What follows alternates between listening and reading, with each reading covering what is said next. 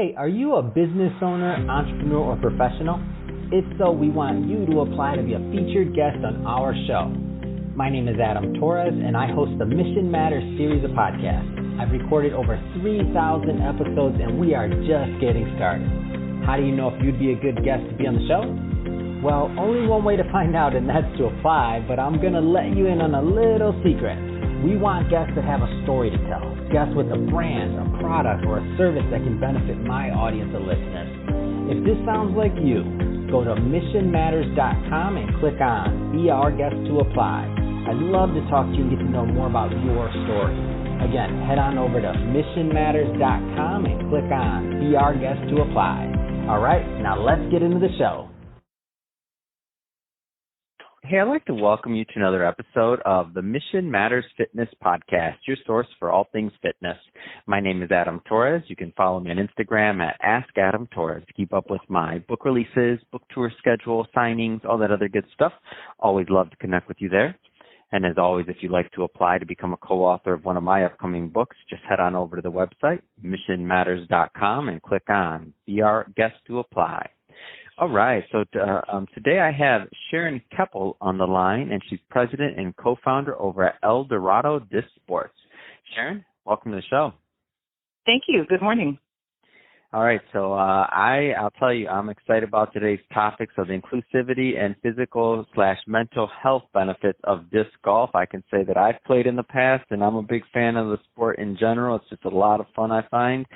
So maybe just to get us kicked off, why disc golf? So why do you think this is so important for, physical and mental health?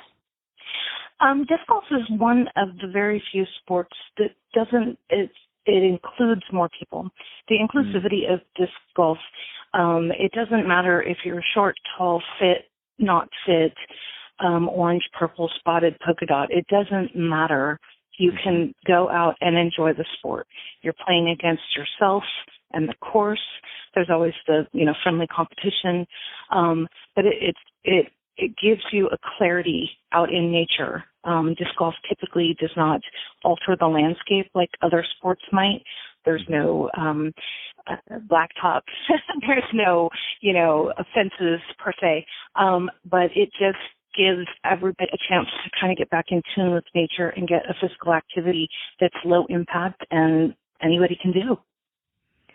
I don't want to assume that everybody listening has played or actually knows what disc golf is. So maybe define it a little bit for those that have never seen it or played the game. Absolutely. Disc golf is loosely modeled after ball golf.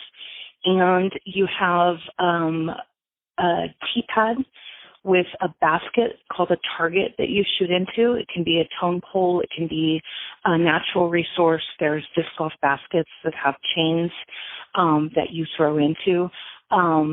But it's set up similar to golf with pars, depending on the length of the hole.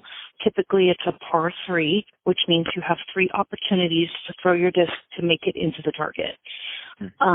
There's penalties, there's out of bounds, but it's played similar. And the discs themselves have changed drastically over the years since the early 60s. You have drivers, putters, mid-ranges, fairway drivers. They're all shaped a little differently, do a little different things. You have a putter for closer to the basket. So it's you have a bag of discs, kind of similar to a bag of golf clubs. Did you say since the 60s? I had no idea this has been around since the 60s. Absolutely. It actually started in Southern California. It's now worldwide. But the original history was from, there was a gentleman named Steady Ed Hendricks that was with Whammo, and he started looking at discs from people throwing them on the beach and developed a pole and the original basket to throw the targets into. But yeah, it originally started in Southern California. Really big college thing back in the day for some of the Southern California colleges, but now it's worldwide. Wow.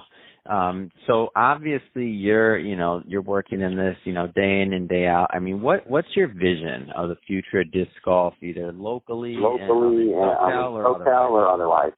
I would like to see disc golf available to the masses. A quality course in your local neighborhood park, designated open space. We put a 9-hole course into a middle school here in Northern California, and the kids use it as part of their physical education curriculum now. It's approved by the state of California for physical education, and they have a 9-hole course that they actually play as a unit throughout the year.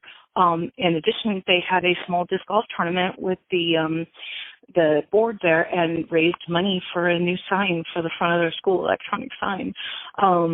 The course is extremely popular. It's only about 200 feet per hole, which is relatively short. And families go out there on after school and the weekends. It's extremely popular for family sports, old, young, middle-aged. It doesn't matter. We see hundreds of people out there a week playing on the school. It's removed a little bit from the school grounds, but disc golf is one of those things that I got into it a relatively short time ago, about 10 years ago. It's one of those things that it just gives you a sense of accomplishment and pride, especially some of the children that we've worked with. Some of the ones that don't always get picked for the soccer team or the baseball team, or they're not the quickest, the fastest, the best thrower. We work with them, and we're developing a youth league to help more children be involved. We'll have sponsorships and scholarships, so nobody will be turned away. It's a relatively inexpensive sport, but it will allow everybody to kind of experience and find their niche. We've had kids that, too short for the basketball team, but man, can they throw a disc.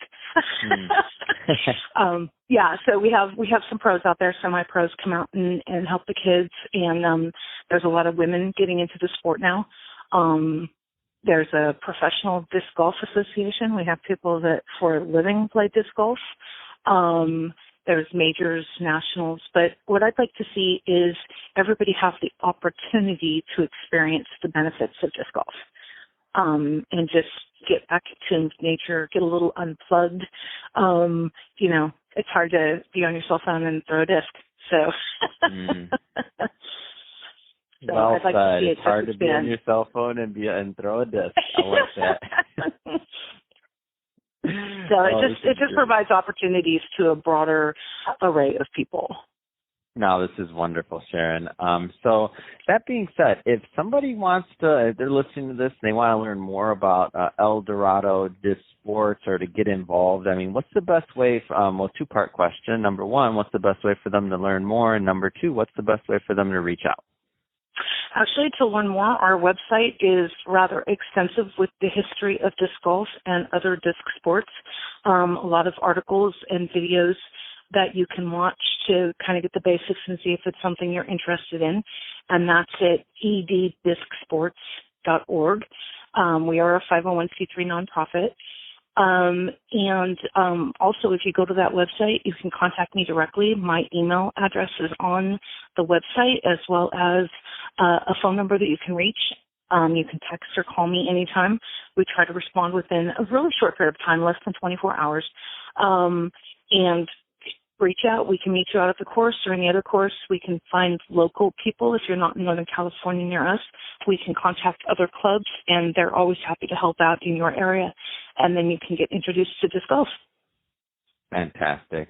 Well, Sharon, really appreciate you coming on the show today and sharing more about your background and your love for disc golf and what it's doing, because I can tell that you're passionate about it, because it's coming across. So thank you again for coming on the show and sharing more. And to the audience, as always, thank you for tuning in. Hope you got a lot of value out of this. If you did, don't forget, hit that subscribe button. Have a lot of great guests just like Sharon coming on for you. And Sharon, thank you again for coming on the show. Thank you, Adam. Have a great day.